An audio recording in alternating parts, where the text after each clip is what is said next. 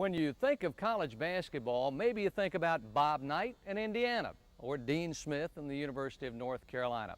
Possibly you think about packed stadiums filled with fans, or maybe you think about nationally televised games.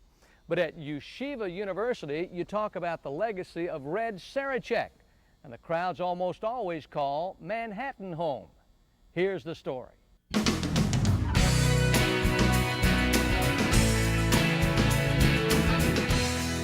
College basketball is known for its traditions, but at Yeshiva University in New York City, tradition takes on a different meaning altogether. After a grueling day of both Hebrew and secular studies, however, there are students who still have just one thing in mind: playing ball. Our kids are no different in many respects than all other kids playing college basketball, but they're able to do it at the same time that they retain their fidelity to their religious and cultural traditions. Most other institutions, the coach would call the players together and say, listen, we have a new play for man-to-man offense, and this is what I want you to do. Jones, I want you to pass the ball over here, and I want you to cut and set a pick for Smith over here, and then after Smith sets the pick, I want Smith to come off, catch the ball, and I want you to shoot the ball. And most of those teams would say, yes, sir, and Jones would go out, pass the ball, pick for Smith, Smith would come off the pick the ball, shoot the ball, and the play would be successful.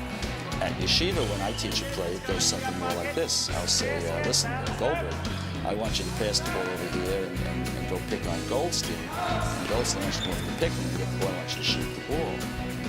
And about midway through my description of the play, one of the players will say, but why?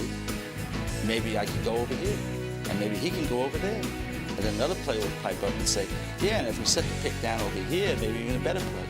So you have to remind the guys, fellas, listen, we're not in Talmud class now, we're on the basketball court, so just pass the ball and pick it over here. When we recruit a basketball player for Yeshiva University, and we don't offer scholarships because we're a Division III ball club, we ask a young man, are you concerned with observing the Sabbath?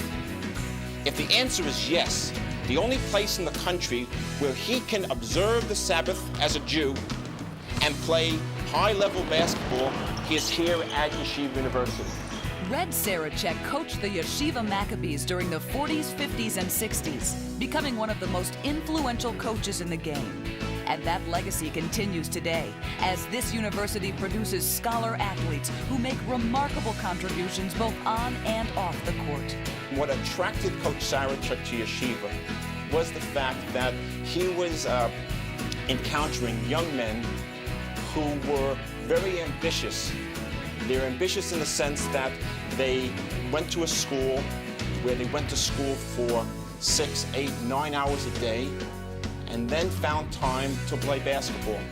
And he once often said that if these kids can find time after their full day of general subjects and religious subjects to play basketball, I'm going to commit myself to make them as good basketball players as they could possibly be. I've had now 12 doctors, 17 lawyers, 8 dentists, about 12 accountants, 4 rabbis, who have played for me and who have gone on. The only thing I haven't had, we have now almost a dozen people working down on Wall Street who are selling on Wall Street. The only profession I don't have is an Indian chief. I think our weapon, maybe if you want to call it, is being together.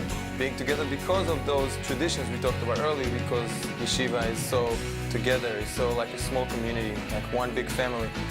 So we're being together, we know each other, we pretty much live with each other, and this is what gives us the cohesion in the team, that gives us the power to win these games that we've been winning so far.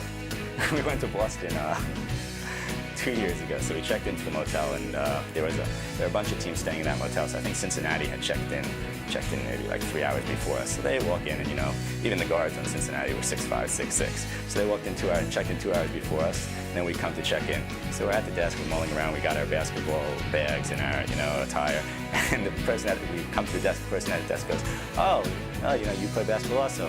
Oh, what high school do you play for? What I always do before we go out to play any basketball game, I've done for 25 years, the last thing I say as the kids go out to the floor is, let's have some fun. And I think that's what Yeshiva basketball should be all about. For the NCAA Today, I'm Andrea Sayre-Brooke. In 1967, two very big men played in a very big basketball game in a very big arena, the Astrodome. We'll tell you more about it in just a minute, so stick around.